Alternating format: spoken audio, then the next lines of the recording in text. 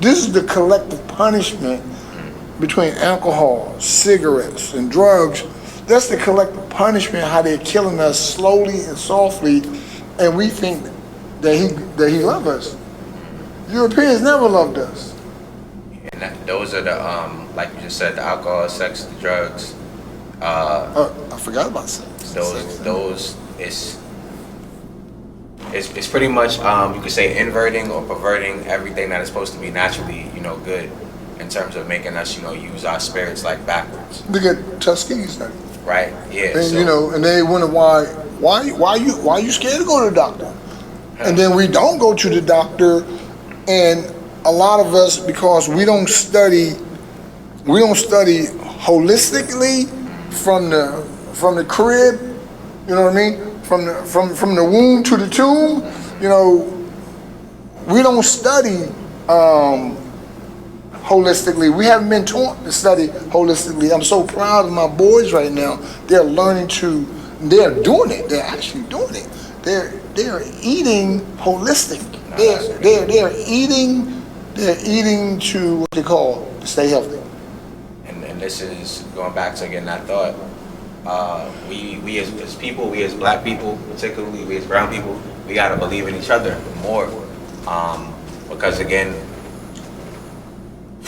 me just saying it this way, it's been said before, but I'm just gonna, run it down. I'm gonna try to run through it this way. Again, the whole capitalism word, so we have more commercial products, so they desensitize us to everything, right? So like you said, the distractions are abundant. It's television, it's the internet, it's games, it's now our phones, it's these reality TV shows that have been created within the last 20 years or so, the last 2 decades. What else? It's again, it's the relationships, it's the gender wars. They got women versus men versus women. It's the gang culture. It's even in the quote unquote camps where people are doing right, in the church and the religious spaces. We have the infighting. We have the patriarchy. We got men abusing women. We have it's so many things, ism just between just all of us, right? So, but all of these again are manufactured, like, right? So it's like none of this is not by accident. Like all of this is by design to keep us. This is the it's like the two-hand thing. So if one hand is doing this, then what's the other hand doing, right? So they keep us focused on this hand while they're stealing the resources from the Congo and they're making phones and stuff like that. This is how they do it, right? They use campaign finance, and they use the privatization of different just financial instruments to keep creating markets, to keep creating commodities so they can keep extending capitalism. But again, we're all being, none of us benefit, right? We all suffer from it, but they keep selling us it backwards, like, oh, we're gonna progress or whatever, and we keep buying it en masse because of different things. You have the racialism, so the brown people are trying to be like supposedly white people, but in reality, the white people are trying to be like the brown people. That's the real story. That's the spooky side that nobody wants to talk about. But again, like we keep giving up our power. Going back to what you was talking about with the politics earlier, like we don't vote as a block. We haven't started the black political party. We have all of these assassinations of all our political leaders, but we're still thinking that voting is going to solve something.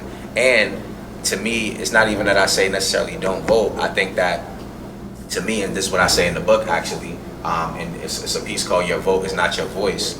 But voting to me is like brushing our teeth.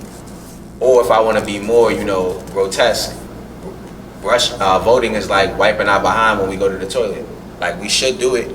If we don't do it, that's poor hygiene. But if we don't do it, like it's other things that we should be doing. Like we should be, not only should we be wiping our behind after we go to the bathroom, not only should we be brushing our teeth before we leave the house, we should be doing a lot of stuff. So voting is not the one single. Let me say this another way. If they're gonna say that the only way that we could change the world or change our country is by voting for even local elections in 2 years, if the only way that we could change in this democracy, in this democracy or democracy, the only way that we could collectively change or make decisions is by voting every 2 to 4 years, that off rip is a shakedown. Like, but if again, like that's what they would say in your day. But nowadays, I'm supposed to be stupid and say no, that's a good deal. I'm supposed to go to school, get 3 degrees, and try to get a good house, and I want to drive a Tesla, and I should be happy to work for the man. But we don't start talking like that anymore. We stopped talking like that in the 70s or in the 80s because now we got progress. Or once Jesse Jackson started calling everybody African Americans, you know, now all of a sudden, you see what happens 20, 30 years later, right? You know what I'm saying? I wasn't even born. And I don't even describe to the African Americans. I am, you know, I'm